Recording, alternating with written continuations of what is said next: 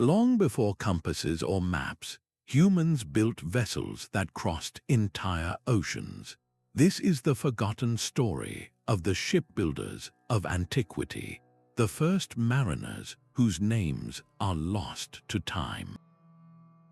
By the end of this journey, you will see human history not as a series of isolated events, but as an epic saga of global connection. How did people using stone tools construct ships capable of surviving the open sea? And what clues did they leave behind on distant shores? Their silent legacy challenges everything we thought we knew about our past. What does it truly mean to explore that single step into the surf, taken by a person whose name we will never know, was a leap of faith that changed our world?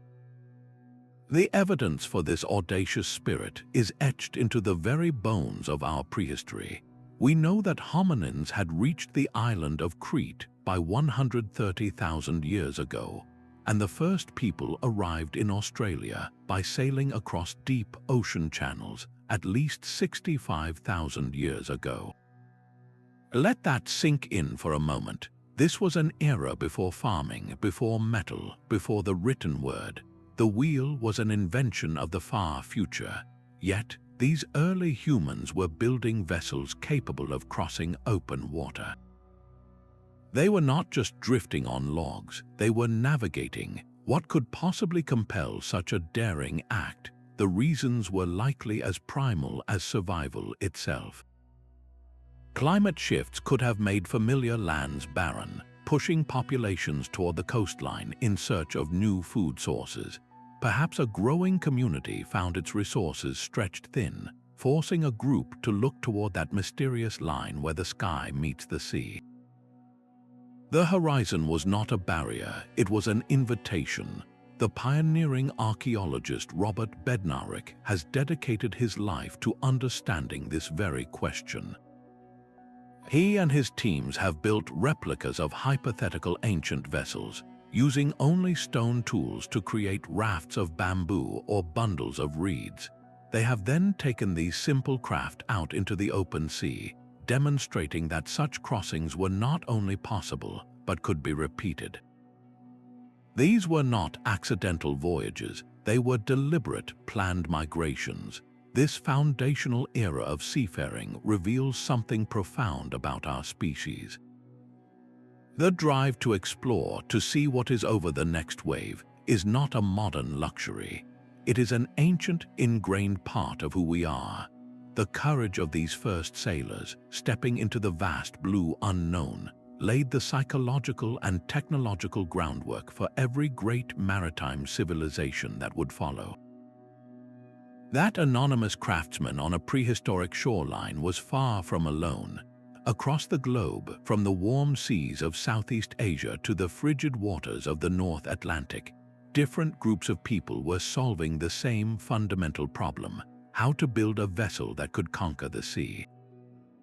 The shipbuilders of antiquity were not a single people with a shared identity. They were the diverse and innovative cultures of the Paleolithic and Neolithic eras, the true pioneers of maritime technology. These were the societies that existed long before the rise of the Phoenicians or the Egyptians, civilizations we know from written records. Our ancient shipbuilders left no written accounts of their methods or their names. Their story is told only through the silent, enduring evidence they left behind. The stone adzes used to shape massive logs, the remnants of shell middens from coastal settlements that served as their home ports, and the subtle impressions left in the earth where a hull once rested. They were the original engineers operating on a profound, practical understanding of their materials. They knew which types of wood resisted rot, how to shape a hull for stability, and how to calculate buoyancy through sheer trial and error over generations. This was knowledge earned not in a classroom, but through an intimate life or death relationship with the ocean. Their collective legacy is one of silent, monumental achievement. To understand the staggering scale of what they accomplished, we must look at the very first vessels they created. The simplest boat was a story written in wood. Picture a massive tree trunk, patiently hollowed out by a combination of controlled fire and painstaking scraping with stone tools. This was the dugout canoe, humanity's first true vessel, and one of them, the Pesse canoe discovered in the Netherlands, is an astonishing 10,000 years old. It is little more than a hollowed log, yet it represents a revolutionary idea, the creation of a dedicated watercraft. But human ingenuity did not stop there. On the other side of the world, at the now submerged site of Lapita, archaeologists found evidence of something far more complex: boats built from planks of wood that were meticulously stitched together. Imagine the skill required to shape individual planks, then drill holes along their edges and sew them tight using strong plant fibers or leather thongs. This was no longer just modifying a log, it was constructing a ship from scratch. This technique of sewing boats was not an isolated discovery.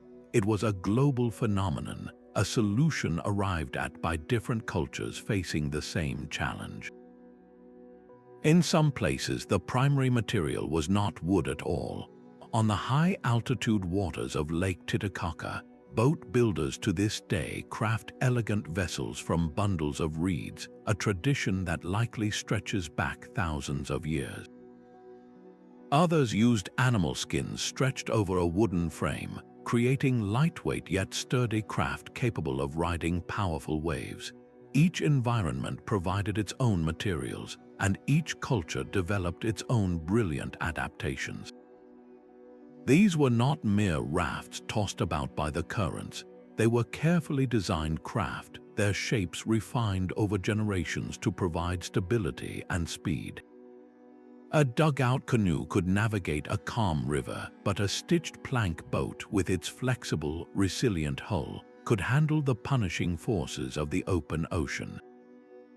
How did these ancient builders, with what we would consider primitive tools, achieve such sophisticated results? The answer lies in the specialized tools they invented and the profound knowledge they passed down. The tools they wielded were extensions of their profound understanding of the natural world. To shape a massive oak log into a seaworthy canoe, ancient builders employed a toolkit that, while lacking metal, was brutally effective. Primary weapon was the polished stone axe, a head of flint or basalt meticulously ground to a sharp edge and hafted to a sturdy wooden handle. With this, they could fell large trees. Then came the adze, a similar stone blade set at a right angle, used for the arduous task of hollowing out the trunk. Think of the rhythmic, repetitive motion, the adze biting into the wood, slowly carving out the interior. For finer work, they used scrapers made of sharp flint or even robust seashells to smooth rough surfaces and shape planks with astonishing precision. But one of their most ingenious technologies was the controlled use of fire. They would carefully burn the area of the log they wished to hollow, then scrape away the charred wood with stone tools. This process of burn and scrape was repeated over and over, a patient dance between destruction and creation that allowed them to transform a solid tree into a buoyant vessel. Experimental archaeologists have shown that a team using these methods can hollow a sizable log in a matter of weeks, not years. The resulting canoe was not crude. It was a masterpiece of lightweight strength, its whole thickness perfectly judged by an eye that understood both material and mission. This was not primitive guesswork. It was applied physics achieved with stone and fire. The very existence of these tools speaks to a culture of specialized knowledge passed down through generations. Each polished axe and each controlled burn was a testament to a clear, unwavering intention to build not just for a river, but for the open sea. Their technological prowess was the engine, but where did that engine take them? The proof of their incredible journeys is written not in history books but in the soil of distant islands.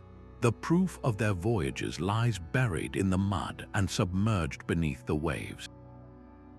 Archaeologists working at a waterlogged site do not merely dig, they carefully sift through saturated earth, where the absence of oxygen has preserved organic materials for millennia. In these silent, wet graves, they might uncover a fragment of a hull, a piece of cordage, or a carved wooden paddle. Each find is a miracle of preservation, a direct message from the deep past. One of the most evocative landscapes for this search is Doggerland, the vast territory that once connected Britain to mainland Europe. Today, it lies submerged beneath the North Sea, but trawlers occasionally bring up startling finds from the seabed, ancient tools and mammoth bones that testify to a lost world where people lived and undoubtedly traveled by boat. Further afield, the discovery of anchor stones and sophisticated fishing waits in deep waters off the coast of the Levant proves these early sailors were not just hugging the coastline. They were venturing out to sea, dropping their weighted lines into the abyss to harvest its riches. This evidence is not confined to the Old World. Far to the south, at the Monte Verde site in Chile, archaeologists uncovered a settlement that is at least 14,500 years old. This date is revolutionary because it precedes the time when an ice-free land corridor into the Americas is thought to have existed. The implication is staggering. The first people to reach South America may have done so by traveling by boat, following a coastal highway rich with resources, hopping from one viable landing point to another. This was not a land rush, it was a carefully orchestrated maritime migration. In the vast expanse of the Pacific, we find another clear trail left by intrepid mariners, the Lapita people. We can track their incredible journey not by the remains of their boats, which have long since decayed, but by their distinctively patterned pottery. Shards of this pottery, with its precise geometric designs, form a trail of breadcrumbs across the ocean, from the Bismarck archipelago all the way to Samoa and Tonga. Each new island settlement, marked by the same ceramic style, represents another audacious leap across hundreds of miles of open water. Perhaps the most humble yet telling evidence comes from ancient garbage dumps. Coastal middens, giant heaps of shells and food waste, often contain the bones of deep-sea fish like tuna, species that can only be caught far from land. The presence of these bones in settlements that are thousands of years old is indirect but powerful proof. These people possessed the vessels and the skills to regularly hunt the open ocean. An anchor stone is a planned piece of technology, but a tuna bone is a fragment of daily life. It tells us that deep-sea fishing was not an extraordinary event, it was routine. Together, these sunken clues and coastal remnants compel a single, profound question. If they were building ocean-worthy ships and crossing significant sea channels, just how far did their voyages truly take them? These scattered clues point toward a horizon far more expansive than we once believed. The presence of ocean-worthy vessels inevitably leads to a profound and controversial question. Could these ancient mariners have accomplished voyages so immense that they bridged entire worlds, connecting civilizations history tells us should never have met? Consider the pyramid. This monumental structure rises from the sands of Egypt, but it also stands in the jungles of Mesoamerica, built by the Maya and other cultures. Both are precisely aligned with celestial bodies. Both represent a mountain reaching for the gods. Is this simply a case of different minds arriving at the same brilliant solution, or could it be evidence of a shared idea that traveled across the sea? Then there is the humble sweet potato. This crop is native to South America, yet it was found growing across Polynesia long before any European explorers arrived. How did a plant from one hemisphere become a staple food in the other unless people carried it there? These are not isolated curiosities. They form a pattern of anomalies that challenges the very foundation of our historical narrative. The most debated theory involves the Olmec civilization of ancient Mexico. The Olmecs carved colossal stone heads, each with unique, lifelike features. Some researchers point to the distinctly non-American facial characteristics of these heads, suggesting they might depict visitors from West Africa. They also note similarities in artistic symbols and complex number systems between the two regions. Mainstream archaeology, however, remains deeply skeptical.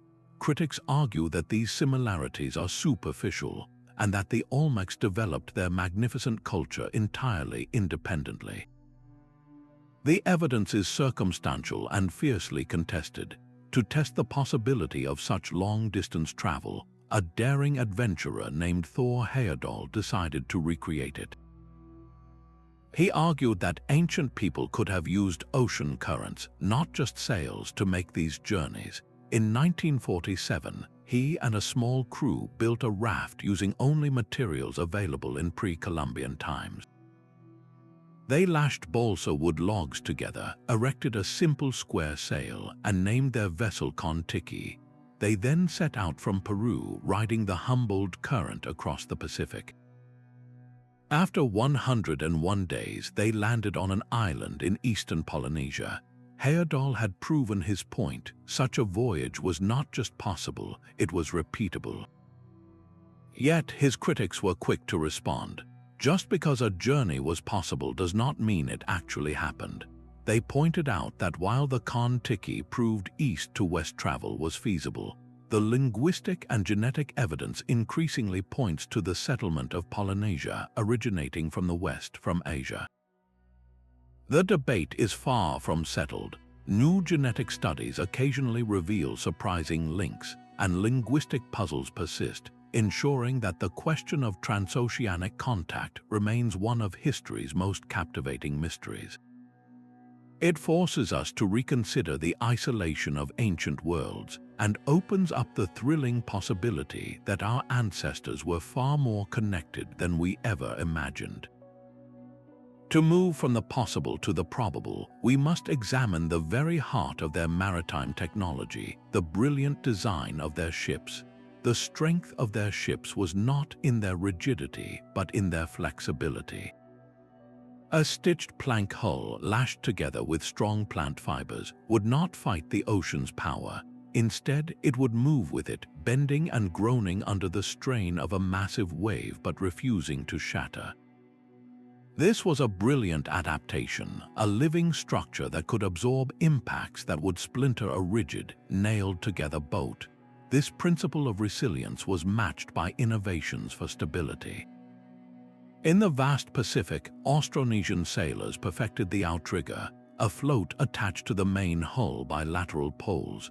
This simple yet revolutionary design created a wide, stable base that prevented the canoe from capsizing, even in rough seas. It was like adding training wheels to a bicycle, granting a narrow vessel the confidence to face the open ocean. But a stable boat is useless if it cannot be directed. For propulsion, they crafted sails from woven palm leaves or animal hides, capturing the wind's endless power. For control, they developed long steering oars, the ancestors of the rudder, mounted on the side or stern. They also understood the need for a centerboard or leeboard, a fin-like structure lowered into the water to prevent the boat from being pushed sideways by the wind.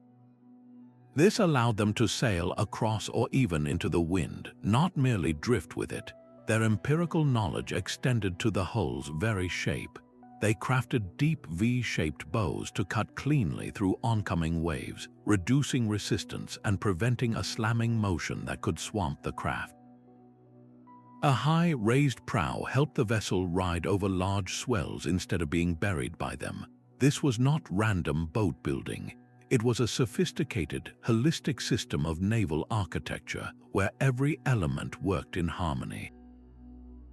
These builders possessed an intuitive grasp of hydrodynamics, earned not from textbooks, but from 1,000 lifetimes of watching how wood and water interact.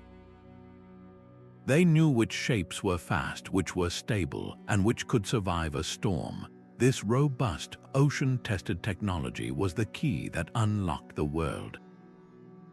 With ships capable of surviving weeks at sea, carrying families, livestock, and planting materials, the stage was set for the most ambitious migrations in human history. Their voyages were not desperate flights from danger, but deliberate acts of colonization. Picture the scene: a massive double-hulled canoe, a catamaran of the ancient world, being loaded not just with tools and weapons, but with the very foundations of a new life. Potted seedlings of taro and yam are carefully stowed. Squealing pigs and clucking chickens are secured in bamboo cages. Families board with their most precious possessions, knowing they are sailing toward a horizon with no guarantee of land. This was the reality for the Lapita people. Starting around 3,600 years ago, they exploded out of the Bismarck archipelago near New Guinea, embarking on a colonization wave that would eventually populate islands scattered across 10 million square miles of ocean. We can trace their path with astonishing precision, not through written records but through their pottery. Their signature style, known as dentate stamping, involved pressing a toothed tool into the wet clay to create intricate geometric patterns. Each new island settlement, from Vanuatu to Fiji to Samoa, is marked by the discovery of these distinct ceramic shards. It is a trail of cultural breadcrumbs left across the greatest expanse of water on Earth. But how did they navigate such a vast, featureless blue desert? Their knowledge of the sea was encyclopedic. They memorized the star paths, knowing which constellations rose and set over specific islands. They learned to read the ocean itself, interpreting the subtle refraction of waves as they bounced off distant, unseen landmasses. They watched the flight patterns of seabirds, knowing that certain species would fly out to sea to fish but always return to land at night. Even the color and shape of clouds on the horizon could betray the presence of a lush, high island lurking below. This was not just wayfinding, it was a complex science of environmental cues. Their mission was clear. They were not merely exploring, they were transporting an entire ecosystem. They brought with them what scholars call a transported landscape, a portable package of domesticated plants and animals that could recreate their familiar world on whatever new shore they found. This was the ultimate act of planning and foresight. They were seeding the Pacific with life, ensuring their children and their culture could not only survive but thrive in the most remote corners of the planet.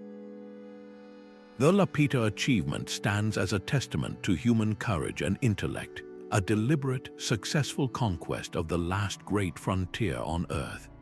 The Mediterranean's blue waters hide a past far older than the galleys of Rome or the triremes of Athens. Long before the classical world drew its maps, this sea was a bustling highway for cultures whose names are now forgotten. The evidence for their voyages lies scattered on the seabed, waiting in the silent dark. One of the most stunning discoveries came from the depths off the Turkish coast at Uluburan. Here, a ship sank in the 14th century before the Common Era, carrying an incredible international cargo. Its hull held copper ingots from Cyprus, tin from Anatolia, ebony from Africa, and glass from Mesopotamia. This was not a local trader. It was a floating emporium, proof of a complex, organized trade network that connected empires and continents. This single shipwreck rewrites our understanding of the Bronze Age, revealing a world already deeply interconnected by sea. But the roots of this maritime tradition run even deeper.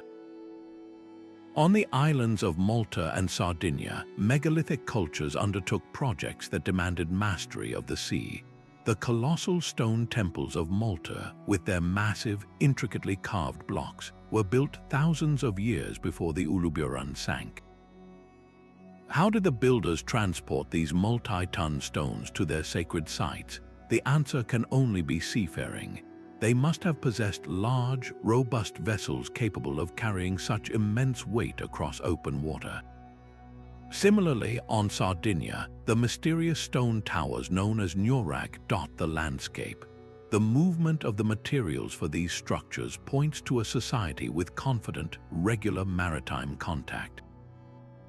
These achievements point to a pre-existing tradition of boat building, a knowledge passed down for generations. This legacy culminated in the Minoans of Crete, celebrated as the first great naval power in the region. Their vibrant frescoes depict elegant ships with high prows, and their palaces reveal wealth gathered from across the sea. Yet their prowess was not born in a vacuum. It was the pinnacle of a much older craft. The Minoans were the inheritors, not the inventors, of Mediterranean seafaring.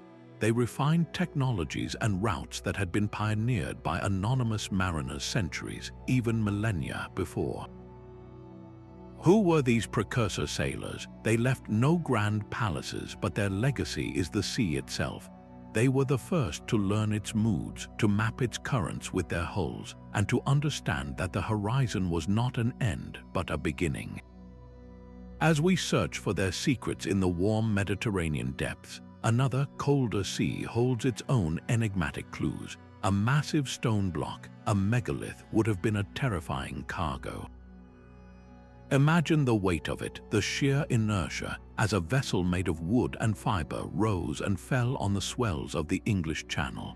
This was the daily reality for the megalithic sailors of Northern Europe. These were the people who erected Stonehenge and aligned the thousands of standing stones at Karnak in France. Their monuments are a silent testimony to a land-based achievement, but their true genius lay in their command of the sea. The stones themselves tell a maritime story. The blue stones used at Stonehenge, for instance, originated in the Preseli Hills of Wales, a journey of over 150 miles. While some of this journey may have been overland, the most plausible route for moving such heavy loads would have involved coastal and river travel. This was not an isolated event. All along the Atlantic coast, from the sunken landscapes of Portugal to the remote islands of Scotland, we find a continuous chain of similar stone circles, burial chambers, and standing stones. This pattern is too consistent, too widespread to be a coincidence. It points to a shared cultural world, a megalithic network connected not by roads but by a maritime highway. The ocean was their conduit for communication and trade. How did they accomplish these formidable sea crossings? The answer emerged from the mudflats of the Humber estuary in England. Here, archaeologists uncovered the Ferriby boats. These were not simple dugout canoes. Dating to around 2,000 years before the Common Era, they were large, sophisticated vessels constructed from massive oak planks, expertly sewn together with twisted U-withes. These boats were sealed with a thick layer of moss and tallow, making them strong, flexible, and remarkably seaworthy. Replicas have proven that such a vessel, perhaps up to 50 feet long, could carry several tons of cargo, including a single, colossal megalith, across the challenging waters of the Channel. These sailors were not just moving stones, they were transporting an entire cultural package. With each voyage, they carried new ideas about architecture and astronomy, new technologies for polishing stone and working wood, and perhaps most importantly, they carried themselves. Families, skilled craftsmen, and community leaders would have traveled these routes, binding distant communities into a single, interactive sphere. This required more than just boat-building skill. It demanded immense courage. The cold, treacherous waters of the North Atlantic, with their powerful tides and sudden squalls, are unforgiving. To venture out into that gray expanse in a stitched plank boat was an act of faith and profound expertise.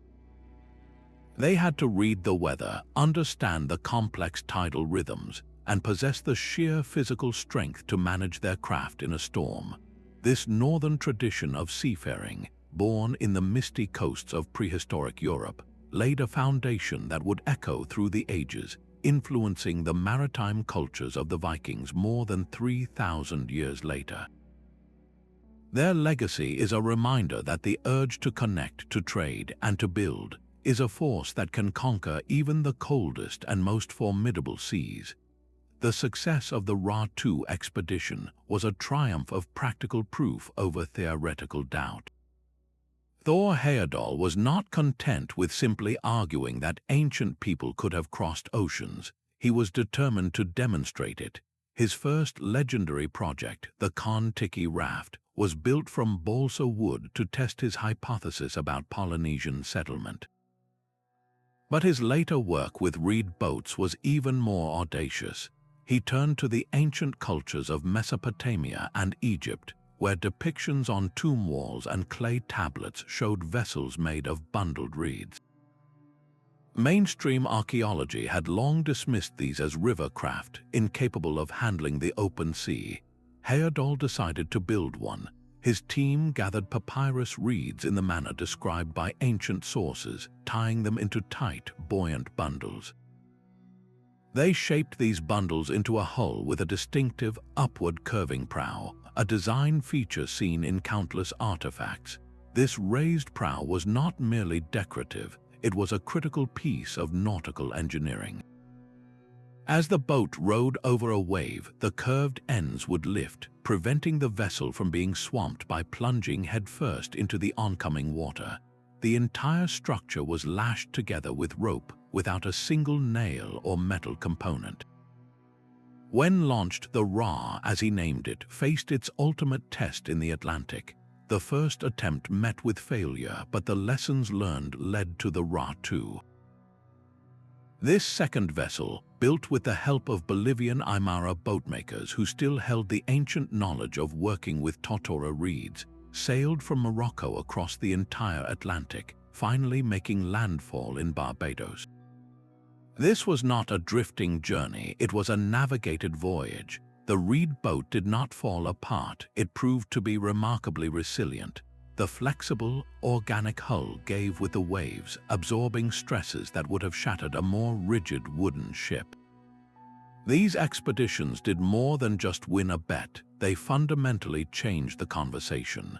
They proved that the technology available to the most ancient civilizations was far more capable than anyone had given it credit for. If a boat of reeds could cross an ocean, then the horizons of the ancient world suddenly expanded exponentially. This tangible evidence gives profound weight to the stories that have been passed down for generations, the epic legends of lost lands and great floods that may hold a kernel of geological truth. The stories they told around the fire were their living maps. A Polynesian chant is more than a poem. It is a nautical almanac encoding star paths, ocean swells, and the flight of birds in a rhythmic sequence passed from father to son for countless generations. These oral traditions are the forgotten archives of ancient seafaring. The Epic of Gilgamesh describes a perilous voyage across the waters of death to find the secret of eternal life. The Greek legend of Jason and his ship, the Argo, tells of a quest for a golden fleece, a journey that mirrors the very real trade routes for precious goods in the Bronze Age. In Australia, Aboriginal Dreamtime stories meticulously describe the coastline as it existed thousands of years ago, detailing the arrival of the first ancestors by sea when the shorelines were vastly different. These are not random fictions, they are cultural memories refined over millennia, preserving crucial information about journeys, lands, and survival. The great flood myths found in dozens of cultures across the world, from the Mesopotamian story preserved in the Epic of Gilgamesh to the biblical account of Noah, could be distant echoes of rapid sea level rise at the end of the last ice age, a cataclysm that would have been seared into the collective memory of coastal peoples. Viking sagas did not just invent the fantastical land of Vinland, they gave directions to it, descriptions that later guided archaeologists to the very site of a Norse settlement in Newfoundland. The challenge for us is to listen to these myths not as children's stories, but as the historical documents they are. They are the whispers of the first explorers, telling us where they went and what they saw. The hero's journey across the sea is a universal theme because the sea itself was a universal stage for human ambition. These legends often point to a specific, haunting idea, that of a homeland lost beneath the waves. A single chicken bone can rewrite history. In New Zealand, archaeologists unearthed remains that radiocarbon dated to long before any European ship had ever reached those shores. But the real story was in the DNA, which traced these chickens not to Europe but directly back to prehistoric Polynesia. This was not an isolated find. On the coast of Chile, archaeologists made a similar discovery: chicken bones with a Polynesian genetic signature. The implications are staggering. Chickens cannot swim across an ocean. Their presence on distant continents is a silent, biological signature of human arrival. This is the power of land-based evidence, the tangible proof left behind when the boats have long since returned to the earth. It forces us to confront a world where the oceans were not empty voids, but busy thoroughfares for cultures we are only beginning to understand. Another powerful piece of this puzzle is the humble bottle gourd. This plant, with its hard, buoyant shell, was used as a water container across the ancient world. Genetic studies show that gourds found in prehistoric sites in the Americas are genetically identical to African varieties. Since the gourd cannot survive a long journey floating in salt water, the most logical explanation is that people carried them, either intentionally as useful vessels or accidentally with their seeds, on transoceanic voyages. The same story is told by the banana, a plant native to Southeast Asia that was established in Africa thousands of years ago. These botanical travelers are like living artifacts, their roots in one hemisphere and their fruits in another, testifying to ancient connections. Even more enigmatic are the carvings left on rocks in remote coastal areas. Along the Pacific coast of the Americas, from California to Chile, petroglyphs depict figures and ships that look nothing like local designs. Some show vessels with high, curved prows and crab-claw sails, designs strikingly similar to Polynesian canoes. Other carvings feature human figures with distinctive headdresses that echo styles from across the sea. Are these mere coincidences, the independent imagination of different artists, or are they portraits drawn by people who witnessed the arrival of something extraordinary on their shores? Then there are the controversial finds, like the handful of Roman coins discovered in Venezuela and the United States. Mainstream archaeology often dismisses these as modern losses or hoaxes, and they remain on the fringes of accepted history. Yet their existence adds to a growing chorus of anomalies. When you piece together the chicken bones, the traveling gourds, the widespread bananas, and the enigmatic rock art, a pattern begins to emerge. It is a mosaic of contact, not a single, organized expedition, but a series of sporadic, accidental, or intentional meetings over thousands of years. This was not a globalized world in the modern sense, but it was a world where a storm-driven vessel, a lone exploration party, or a determined group of colonists could, and did, bridge continents long before the age of Columbus. These separate threads of evidence point toward a single, breathtaking conclusion that the most ambitious voyages did not just cross seas, they crossed entire oceans. The genetic clock ticks backward, revealing a journey written in our very cells. The epic migrations that populated entire continents were not landlocked treks alone, but sagas written upon the water. Two of the greatest population movements in human history, the peopling of the Americas and the settlement of the remote Pacific, share a common and crucial thread: they were made possible by boats. For the first Americans, the traditional image of hunters chasing game through an ice-free corridor is being redrawn. A more compelling picture is emerging: the kelp highway. This theory proposes that as the last ice age waned, a continuous belt of rich kelp forests stretched from Northeast Asia all the way along the Pacific coast to the Americas. These underwater forests created an ecosystem teeming with life, offering a consistent, predictable bounty of fish, marine mammals, and shellfish. People in skin-covered boats or sturdy dugouts could have hopped from one cove to the next, from one estuary to another, following this submerged highway of plenty.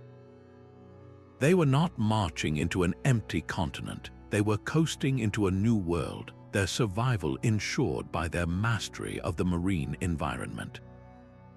This coastal migration would have been faster and far more viable than an arduous inland route through harsh, frozen landscapes. It explains how humans reached the southern tip of South America with astonishing speed, their presence confirmed at sites like Monte Verde in Chile over 14,000 years ago.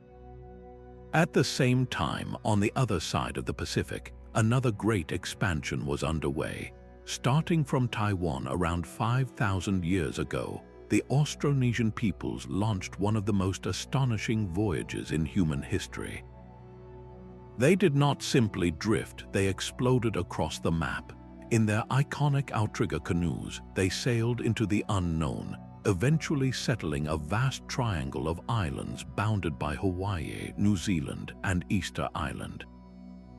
Their domain became the largest on Earth, spanning thousands of miles of open ocean. This was the settlement of remote Oceania, the last great islands to be reached by humanity. And their journey did not stop there. Incredibly, Austronesian sailors reached the island of Madagascar off the coast of Africa, leaving an indelible mark on its culture and language. How do we know these were planned voyages and not accidental discoveries? The evidence is carried in the boats themselves. These were not life rafts, they were arks. They carried the essentials for starting a new life: families, domesticated animals like pigs and chickens, and root crops like taro and yam. You do not accidentally set adrift with a carefully selected package of breeding animals and planting materials. This was deliberate colonization. The linguistic and genetic records confirm this stunning feat. The languages spoken across the Pacific, from the Philippines to Polynesia, are all related, branching from a common Austronesian root. The DNA of modern Polynesian populations traces a clear path back to Southeast Asia. These separate lines of evidence, the archaeological, the linguistic, and the genetic, all converge to tell the same incredible story of human endurance and maritime skill. The success of these planet-shaping journeys, however, hinged on a single, vital art: the ability to find a speck of land in a seemingly endless blue desert. The greatest map was not drawn on parchment, but memorized in the mind. Without a compass or sextant, ancient navigators used the night sky as a dynamic, rotating chart. They did not simply follow a single star, they built a complete mental model of the heavens, known to Polynesian wayfinders as the star compass. Picture the horizon as a vast, circular belt divided into 32 houses, each one the designated rising or setting point for a specific star or constellation. As the Earth turned, the navigator knew that Sirius would always rise in one particular house, and the Southern Cross would set in another. The star compass was not a physical object, it was a living system of knowledge, a celestial grid etched into memory through years of rigorous training. But the sky changes with the seasons. A star that marks an island's path in summer might be absent in winter. The master navigator knew all these paths, the entire sequence of stars that would pass over a destination throughout the year. He could lie in the bottom of his canoe, feeling the vessel's motion, and keep his course by which star was ascending or descending on the horizon ahead. This was a science of constant, precise observation. Yet, the stars were only one part of the equation. How did a navigator track his progress across a featureless ocean with no landmarks in sight? They used a brilliant conceptual tool called ETAC. ETAC divides a voyage into segments between hypothetical reference islands, even if those islands are far beyond the horizon. Imagine you are sailing from island A to island C, with an unseen island B off to one side. As you travel, the navigator visualizes your position not by the water you have crossed, but by how the star behind you appears to move in relation to this unseen reference island. The journey becomes a series of these mental segments, a way of measuring progress through the apparent motion of the stars. It is a form of abstract thinking so advanced it allowed them to pinpoint their location in an empty sea.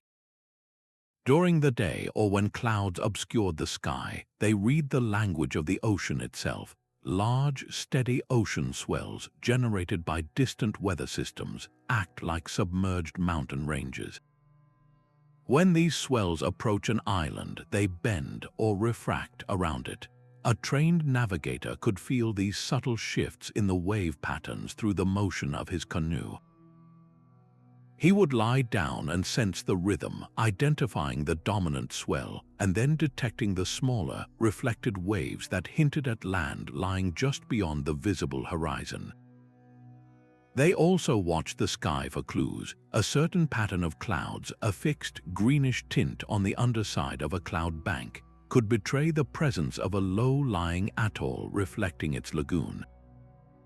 The flight paths of birds were another vital sign. Species like the tern fly out to sea to fish at dawn but return to land at dusk.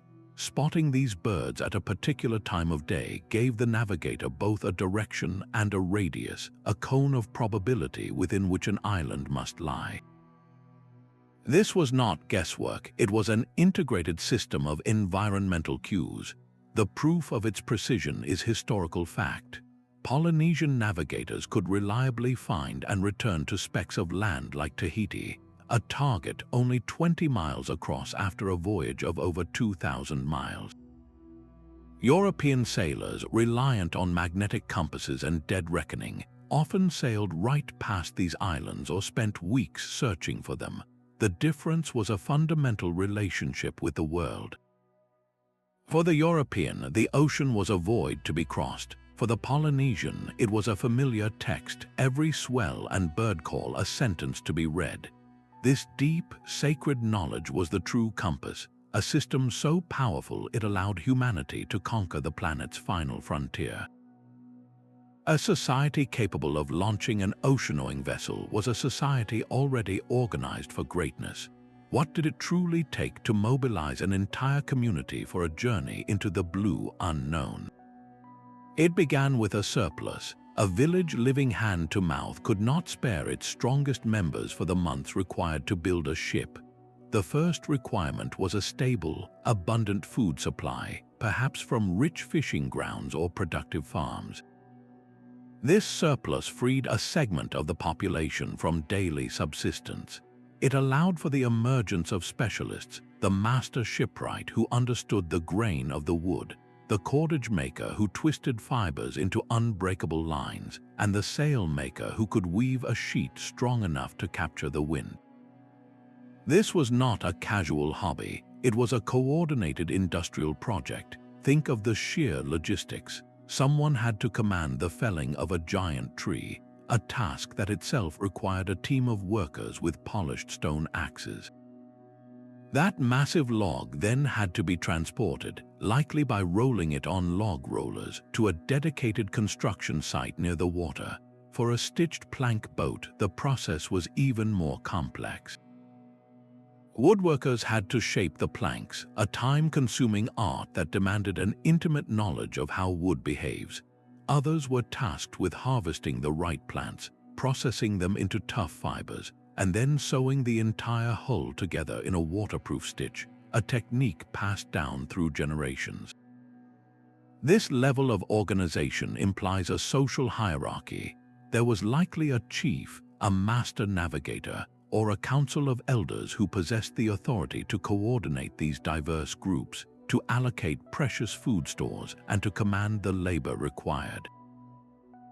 They were the project managers of the ancient world, the visionaries who could see a completed vessel in a pile of raw timber.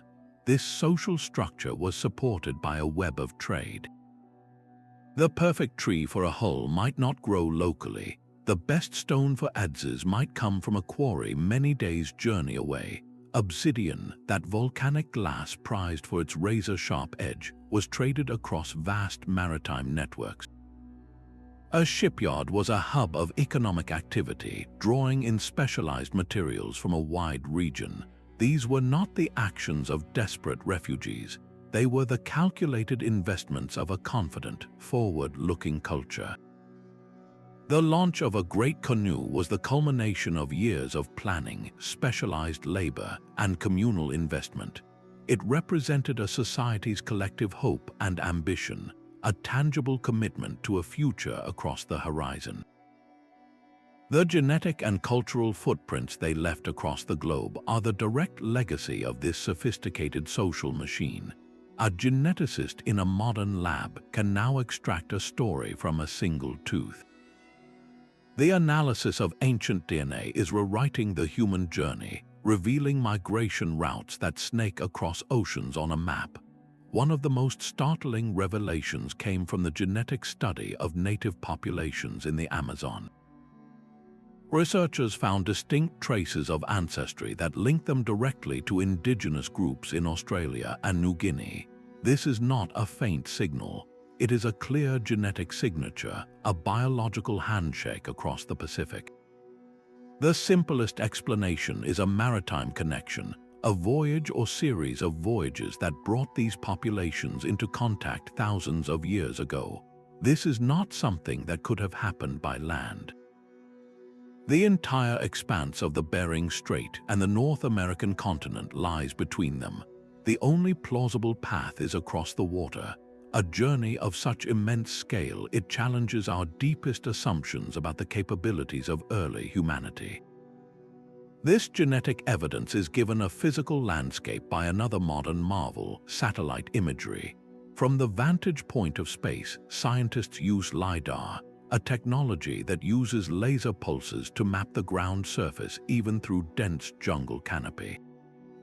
This has revealed startling geoglyphs and vast earthworks in the Amazon, signs of complex societies that thrived where we once saw only wilderness.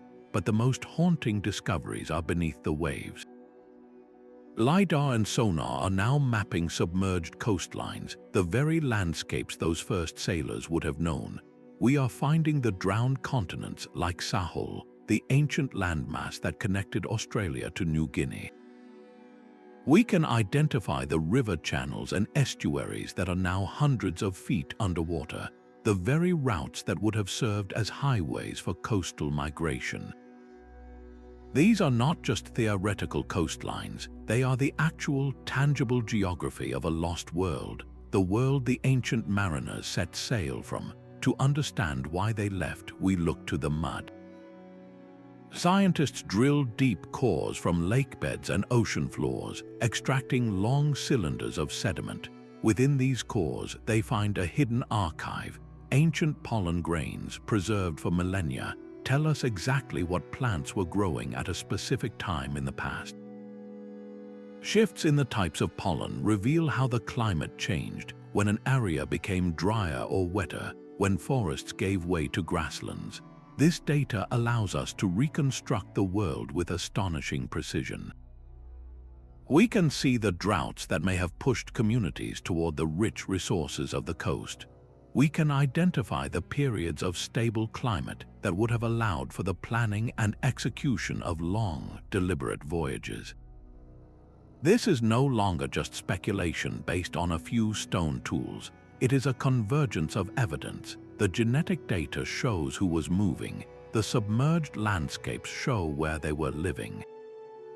The climate cores explain the pressures and opportunities that prompted their journeys. Each scientific discipline provides a separate piece of the puzzle, and when they are locked together, the picture is undeniable. The timeline of human discovery is not a slow, linear crawl. It is a story punctuated by brilliant, daring leaps across the blue expanse, and we are only now beginning to read the first chapters. The silent decay of wood has rendered their greatest achievements invisible. Why does a history of such profound global consequence remain a footnote in our textbooks? The answer lies partly in the sea itself. The very success of these ancient mariners has become the primary obstacle to their recognition.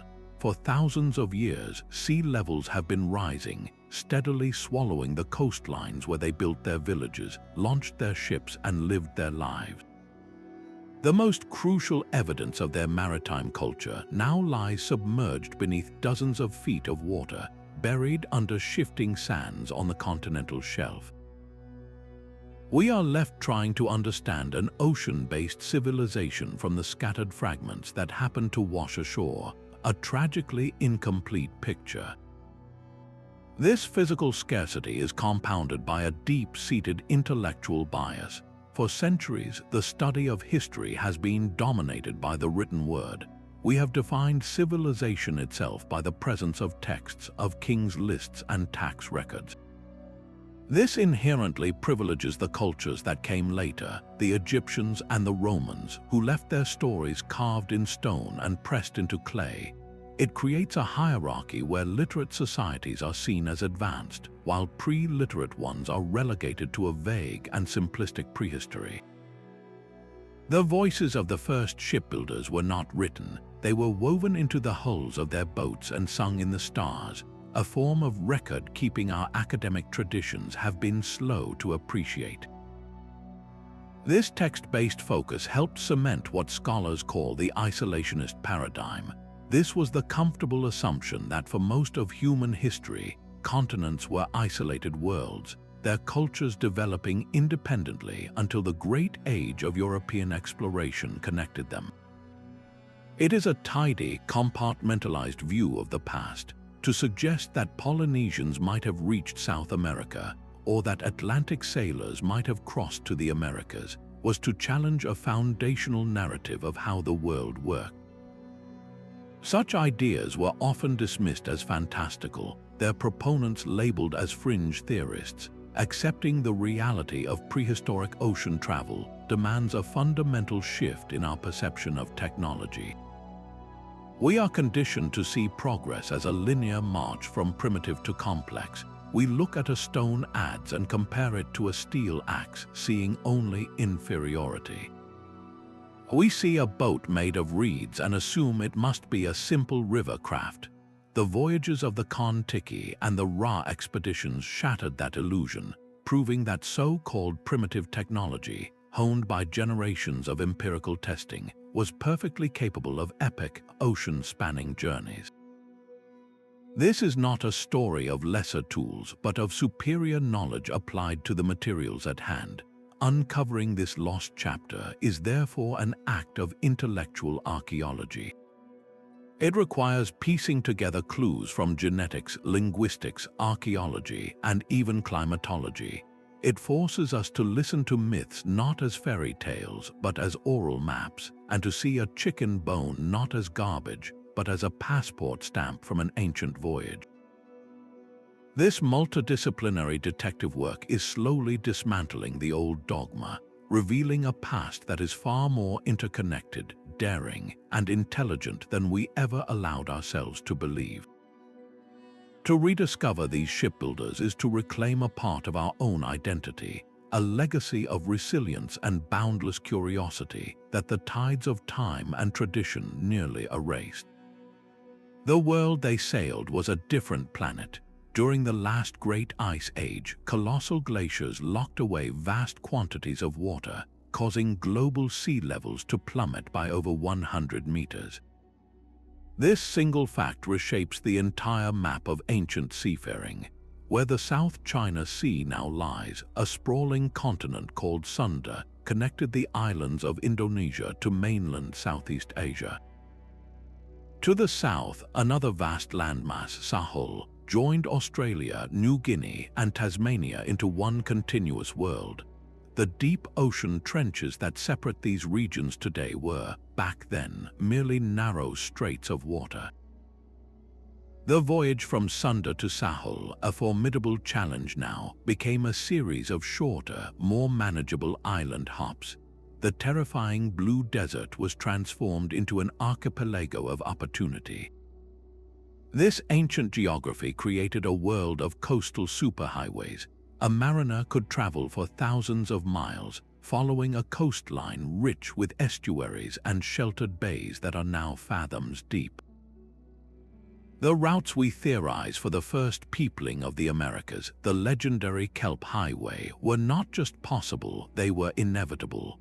The journey was not a desperate crossing of an open ocean, but a methodical exploration of a new, submerged continent's edge. But it was not just the land that was different. The very engine of their travel, the wind and the currents, operated under a different set of rules.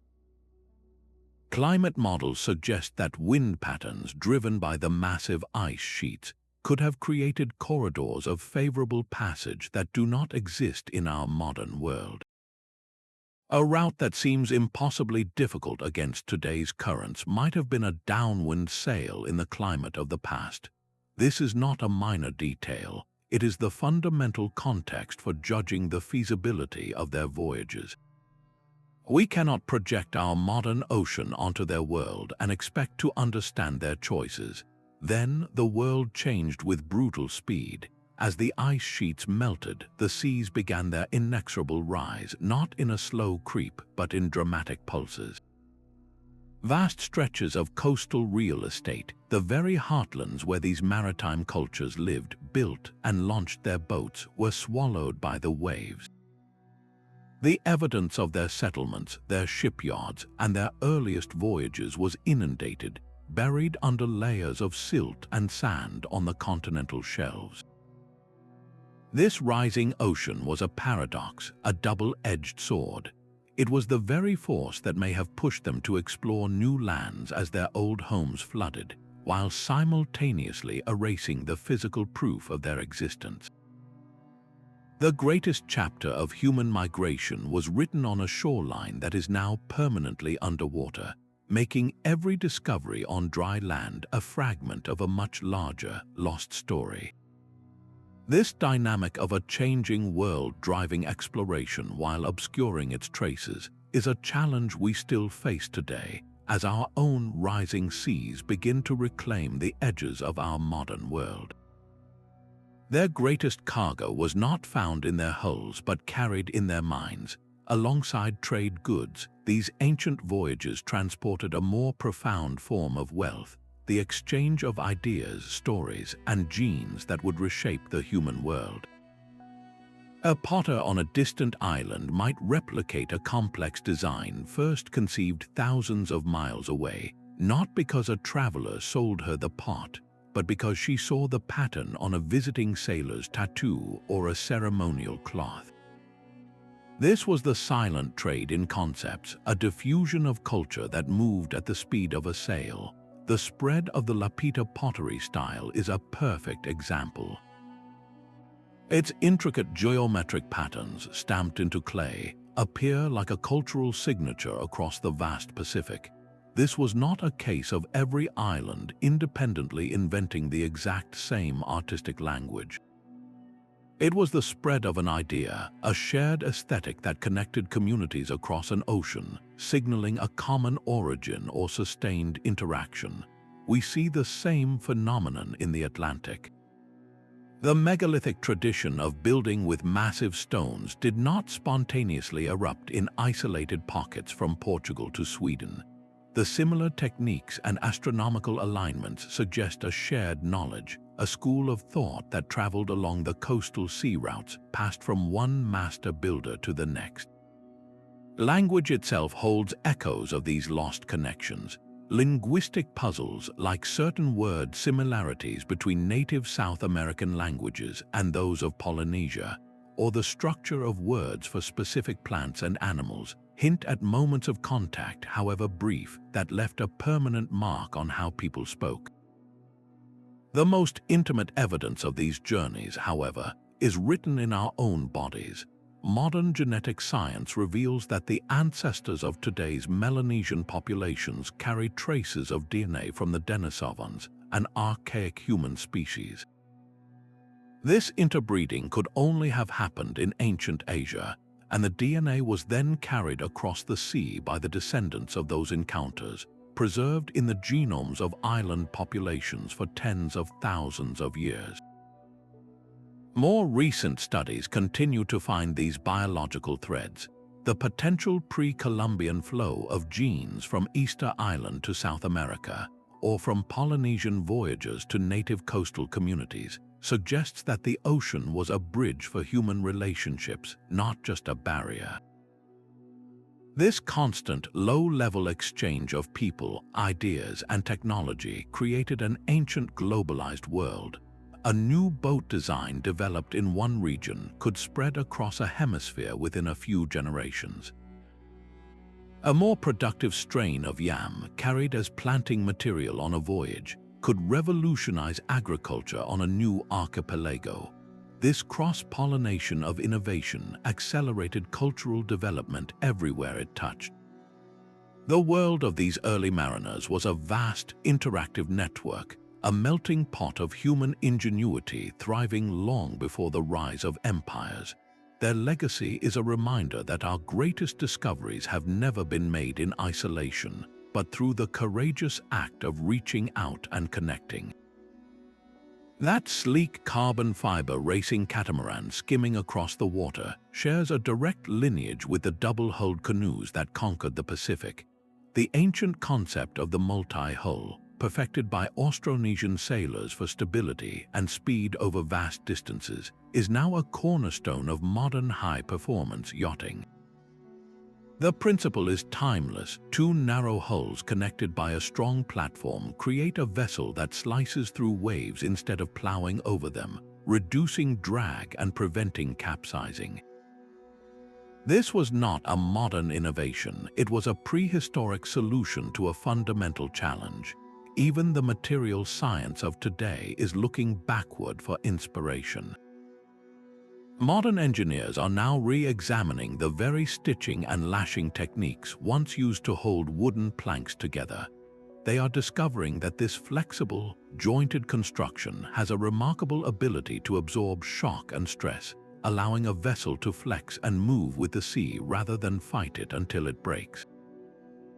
In an age of rigid, brittle materials, this ancient wisdom offers a masterclass in resilience.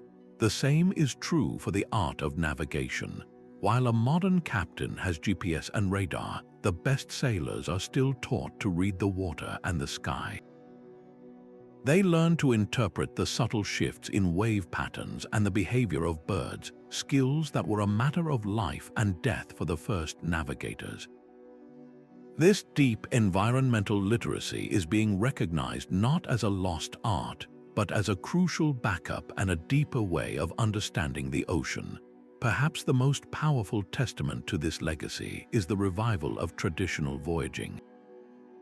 The Hokulea, a modern replica of a Polynesian double-hulled canoe, was built not as a museum piece but as a living vessel.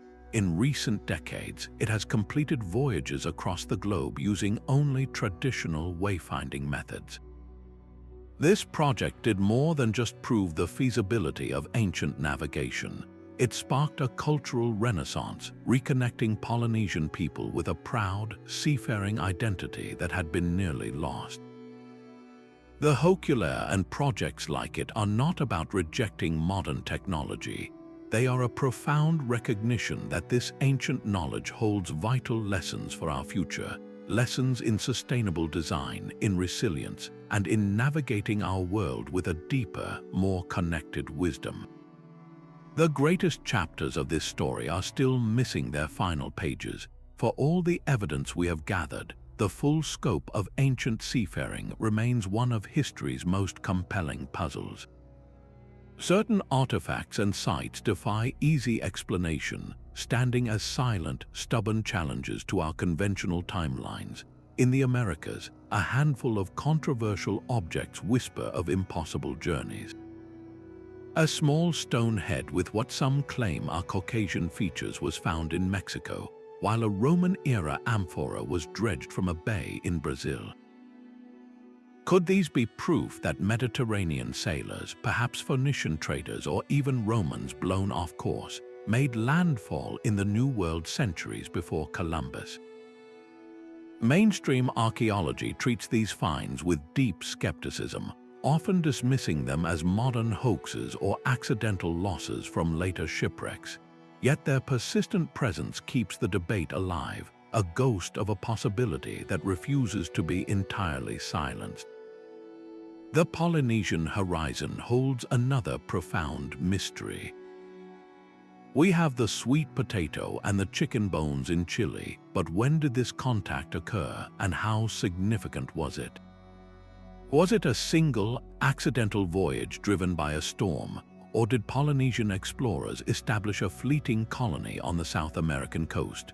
The precise timeline and the nature of this encounter remain hidden, a cultural handshake across the world's largest ocean that we can only partially reconstruct. Then there are the enigmatic islands dotting the Atlantic. The Canary Islands were inhabited by the Guanches, a people with no obvious seafaring tradition when Europeans arrived. How did their ancestors get there in the first place, and from where did they originate? Their isolation presents a riddle of a different kind, a migration with no visible boats. Far out in the Pacific, the ruins of Nan Madol rise from a lagoon on Pohnpei. This is a city built atop artificial islets, constructed from colossal basalt logs weighing up to 50 tons each. These stones were quarried on the other side of the island and transported across the water. Who had the authority to command such a monumental labor, and what was the purpose of this magnificent, waterlocked complex? Was it a royal citadel, a religious center, or something else entirely? Each of these sites is a locked door. They represent the frontiers of our knowledge, the blank spaces on the map that continue to call out to explorers and scientists. The search for answers is not merely an academic exercise. It is a drive to complete the human story, to understand the full, incredible reach of our ancestors. The age of discovery did not end with Columbus. It continues every time an archaeologist brushes the dirt from a strange artifact, or a geneticist sequences an unexpected strand of DNA. The ocean has not yet given up all of its secrets. This forgotten legacy shatters the very definition of history itself. For too long, we have measured human progress by the rise and fall of empires we can name, chronicled in texts we can read. This perspective is a profound distortion. The story of these anonymous shipbuilders proves that globalization is not a modern invention. It is a primal human urge that began the moment the first canoe pushed off from a prehistoric shore. Tens of thousands of years before container ships and airplanes, our world was already a web of connections, woven by courageous sailors carrying ideas, genes, and innovations across vast oceans. They were not just exploring, they were actively weaving the human family together, creating an ancient globalized world long before the term existed. Their achievements stand as a timeless monument to human ingenuity. These people were not primitive victims of a harsh world cowering on the coastline. They were its masters. With stone and fire, with reed and fiber, they engineered vessels that could defy the planet's most powerful forces. They possessed a deep, empirical science of the sea, reading the stars and the swells with a precision that still inspires awe. This was not luck. It was the result of generations of observation, experimentation, and the fearless application of knowledge. Their resilience in the face of the unknown is a core part of our shared human inheritance. To acknowledge their contributions is to correct a historical imbalance. Our traditional narrative has been overwhelmingly Eurocentric, celebrating the voyages of Columbus and Magellan, while ignoring the epic journeys that populated entire continents millennia before. This text-based bias has silenced the vast, vibrant history of pre-literate cultures. By giving credit to these anonymous innovators, we dismantle the idea that civilization was born in a few select spots and slowly spread outward. Instead, we see a world where brilliance was universal, where countless cultures, from the Pacific to the North Atlantic, were simultaneously solving the grand challenges of their time. Their story resonates with urgent relevance today. As our own coastlines shift and sea levels rise, we are facing the same elemental relationship with the ocean that they once mastered. Theirs is a lesson in radical adaptability, a demonstration that humanity can not only survive profound environmental change but can thrive within it, using innovation and courage to navigate an uncertain future. The most profound explorations often leave the faintest footprints. The greatest voyages were undertaken by people whose names we will never know, in ships that have returned to the Earth, toward horizons that held no promise of land. This is a humbling and inspiring thought. It suggests that the full scope of human courage and curiosity is far greater than our history books have ever recorded. Our journey may be ending, but the true scale of their story is still emerging from the waves, reminding us that the human spirit has always been, at its core, an ocean-going vessel. We have traveled across millennia, from the first hollowed log to the great voyaging catamarans of the Pacific, tracing the footsteps of these forgotten pioneers. Their narrative is a testament to breathtaking courage and a profound ingenuity that seems woven into our very DNA. These anonymous shipbuilders connected continents and populated remote islands, conducting a silent exchange of ideas that flourished long before the rise of pharaohs or emperors.